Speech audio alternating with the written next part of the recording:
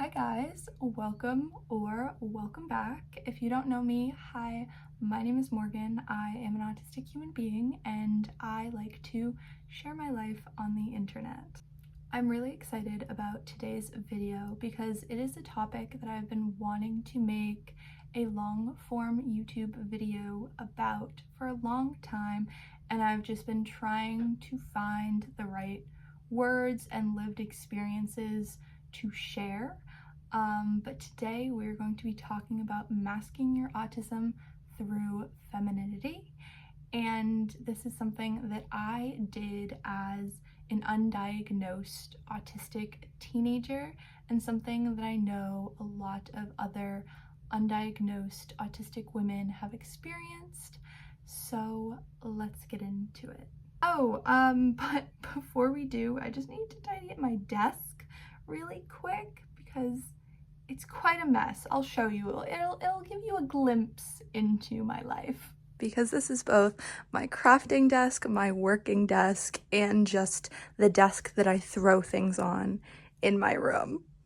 I've been doing a lot of coloring lately, and I actually even started posting my coloring onto TikTok. So if you think that I should also start putting them on YouTube, let me know.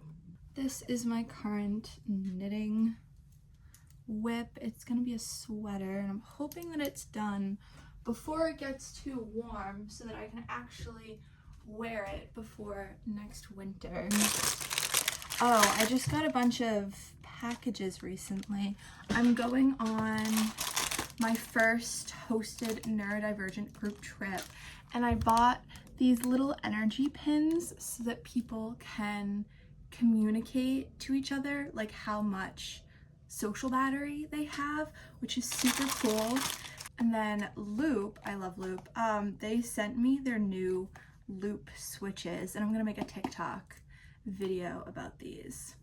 Okay, so now let's get into things. Let's talk about masking your autism through performing femininity.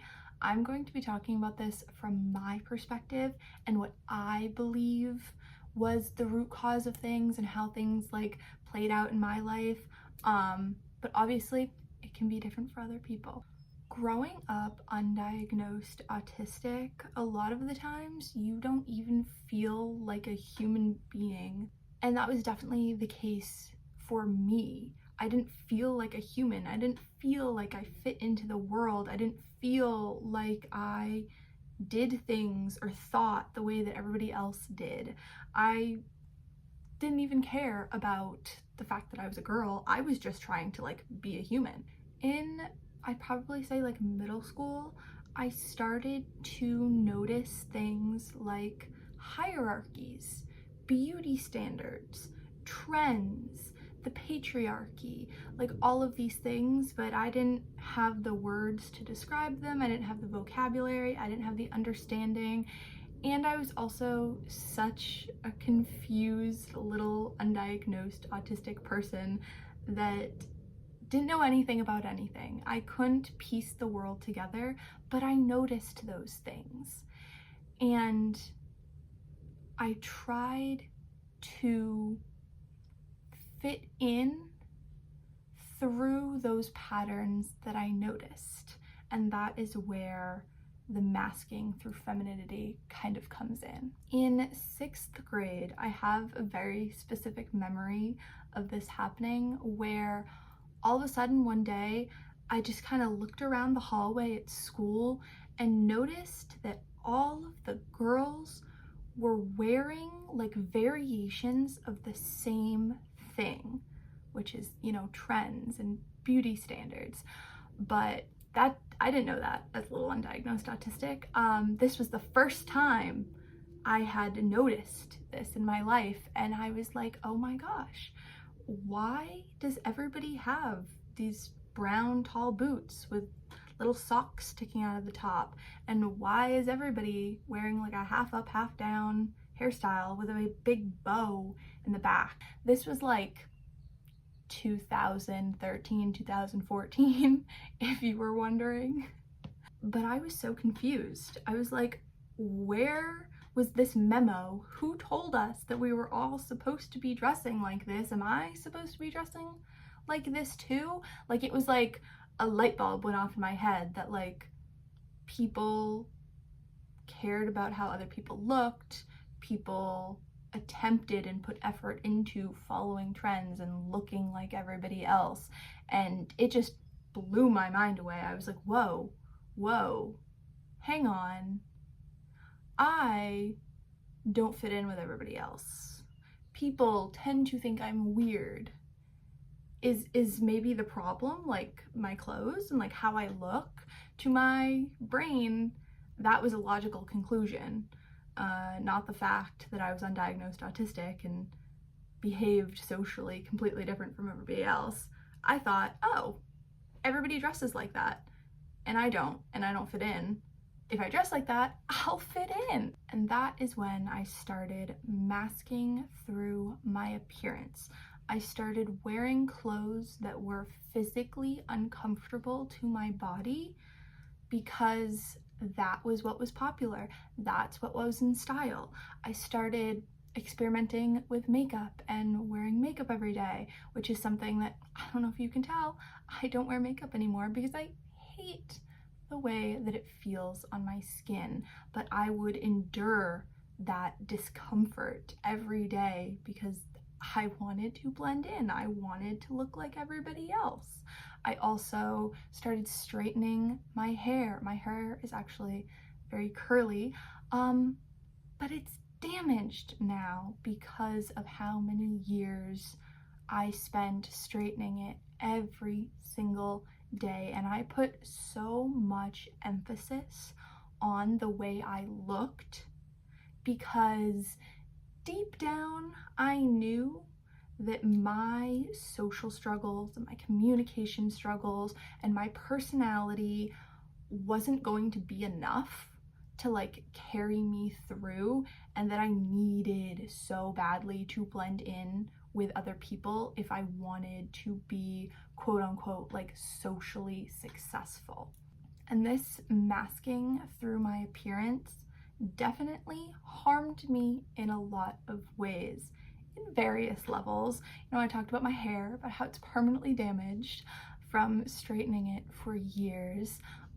My bank account, I had no money ever. I mean, I was a little kid, so, you know, no little kids have money, but I was constantly spending my birthday money, my Christmas money, all of my little odd jobs money on the Victoria's Secret sweatshirts, the Victoria's Secret leggings, like the Lululemon, like quarter zip things. Like those were what was popular when I was in like middle school and high school. Those things are so freaking expensive, but I bought them because I wanted to fit in. I needed that to blend in and fit in because my autistic personality was not going to get me by. It also affected like my perception of myself, and it made me confused on what I actually liked, how I actually wanted to express myself. Like, it suppressed everything that was real and natural about me. And, you know, that later led on to a huge identity crisis. But masking through femininity isn't just about your physical appearance. It also has to do with the role that you play in society, the way that you present yourself socially, the way you behave. Like, there's a large behavior component involved as well. And when I got to high school, that is when I started noticing those types of behaviors that girls my age were performing, or I don't even know if it's a performance for non-autistic people. Maybe it's their authentic behavior. Maybe they are putting on a performance for the patriarchy. I don't know. But around high school, that is when I started to notice that there was a behavior component to it as well. I couldn't just put on the clothes and look the part. I had to behave a specific way as well. I started watching my friends and other socially successful people at my school and how they behaved, not just like their mannerisms and the way that they spoke and like that kind of stuff, but like more deeply like how they positioned themselves. I noticed how male attention was like a form of power, which obviously what I was noticing was just like the patriarchy, but again, autistic me trying to put the pieces of the world together, it wasn't fully making sense to me. And I would see how friends of mine who had boyfriends always had the power over what we were doing, where we were going, who we were seeing, what invites we were getting to different parties and activities and sporting events. Like I saw that there was like a power dynamic with the girls who had attention from boys or had boyfriends. And that is something that I was always envious and like frustrated about, because I was far too busy spending all of my energy masking my undiagnosed autism that I didn't care for boys or a boyfriend. Like I had so much going on myself, like I couldn't even handle myself. Like I didn't want someone else at that point in time, but I saw the way that having a boyfriend was like powerful because of the way that it connected you to other people. And I knew that I was always reliant on my friends who had boyfriends who had all of the power for invitations and connections to things.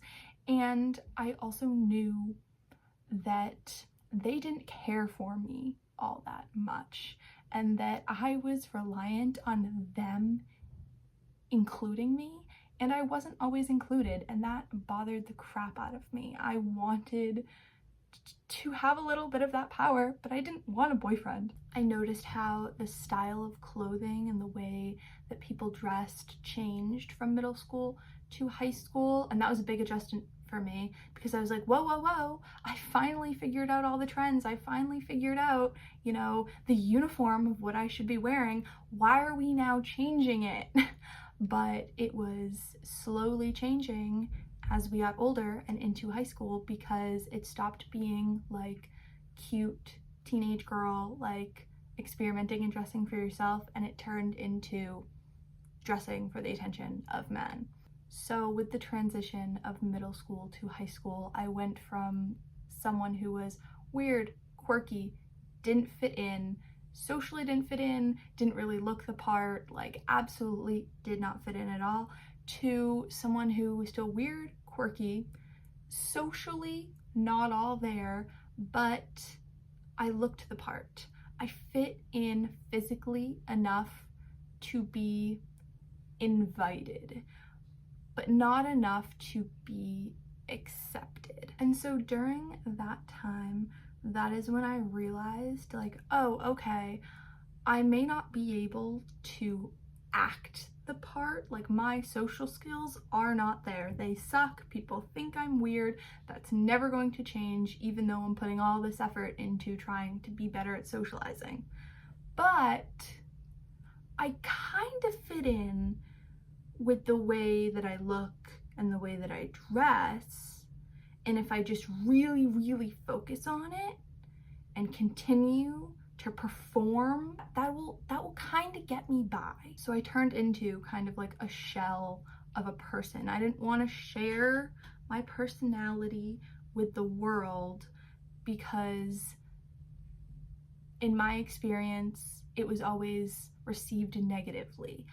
I just wanted to go out into the world and attempt to position myself the way that I saw other girls doing, and perform the physical looks of femininity in the way that beauty standards are popularized. And I was hoping that that would get me by. And it did for the most part, and I was just a shell of a person. I was confused. I didn't understand how anything worked.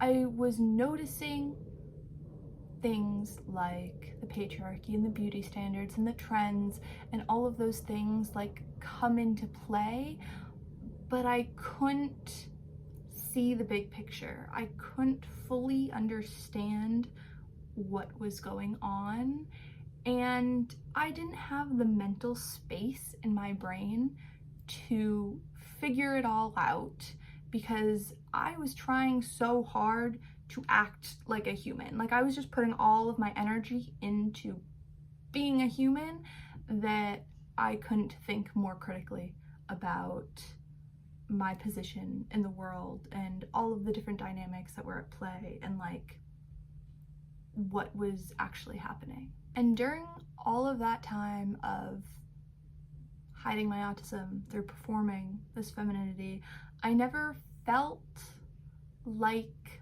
all the other girls. Like the way that you're like socialized to be like a girly girl. Like I was being socialized that way, but I knew that wasn't me. And I was like, what is going on? I was so frustrated. Then I got diagnosed with autism.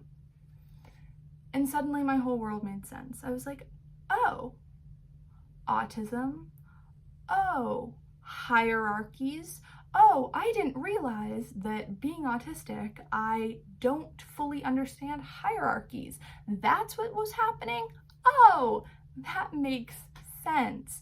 Oh, autistic people struggle to feel human? Yeah, that makes sense. And I was able to slowly piece things together, and then I was able to slowly figure out who I truly was and take away that performance of femininity and figure out what it meant to me to like be a girl. How did I want to dress? How did I want to look? How did I want to express myself?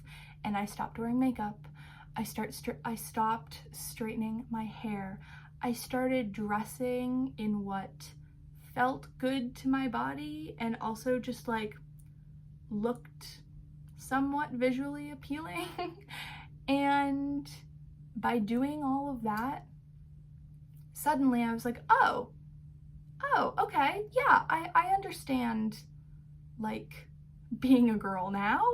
This is how I am supposed to be doing it. This is the natural way for me. And oh, it all makes sense. And now I feel so much more confident because this is who I am and that's that. Like there's no wiggle room for feeling doubt because this is who I am. Like nothing's gonna change that. And I feel so much better because I don't have all these sensory issues because I'm not wearing makeup, I'm not wearing uncomfortable clothes, and I'm not putting all this mental energy into watching what other people are doing and trying to replicate it. I'm not looking out for trends. That's one thing. I never understood trends looking back. I didn't understand like what a trend cycle was by the time that I figured out, oh, this is a popular style, this is what people are wearing, and I copied it. The trend was long over. I was always like missing the mark and like getting confused about why trends were coming and going. Like it just, none of it made sense to me. And now I don't have to follow any of it. Now with my lived experience, my autism diagnosis, all of my knowledge and understanding of the world, I can look back and be like, wow, that was super dangerous.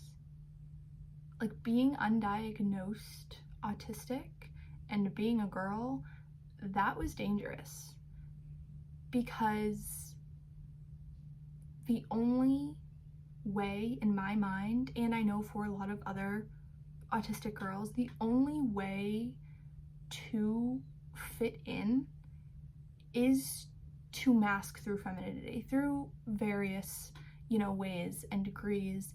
And that is dangerous for an undiagnosed autistic girl for so many different reasons.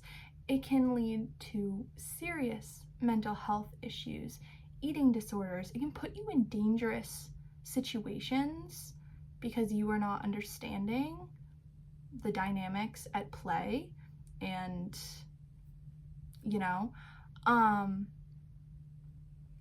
yeah, looking back, thankfully I had a pretty good experience. I was surrounded by good people.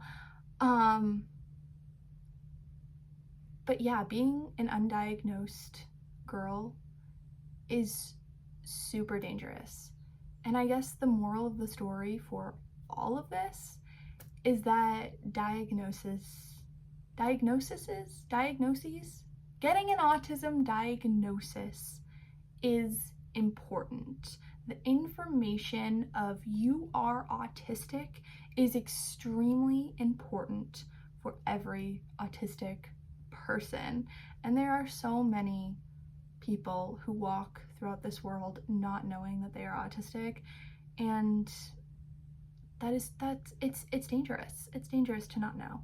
That is kind of why I do what I do. I want to be a representation of what autism may look like, because it's important for people to know that they are autistic, and seeing my life and what autism looks like in me may help other people realize that they are autistic, or their child is autistic, or maybe their grandma is autistic. That is going to be all for today's video. Thank you so much for watching. And if you are questioning why I haven't made a long form content in a little while, my camera broke. It's doing weird things.